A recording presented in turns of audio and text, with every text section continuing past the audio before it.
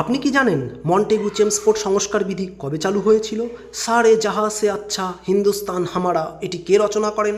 Indian independence League কে প্রতিষ্ঠা করেন? সুভাষচন্দ্র বসু রচিত গ্রন্থের নাম কি? যদি জানা থাকে কমেন্টে উত্তর করুন, আর যদি জানা না থাকে চলুন আজ আমরা জেনে নিই। প্রথম প্রশ্ন, মন্টেগু চেমস্ফোর্ড সংস্কার বিধি কবে চালু হয়? ক 1919 সালে, খ 1920 সালে, গ 1921 সালে। এর সঠিক উত্তরটি হলো ক 1919 সালে। দ্বিতীয় প্রশ্ন, সারে জাহা সে আচ্ছা হিন্দুস্তান হামারা এটি কে রচনা করেন?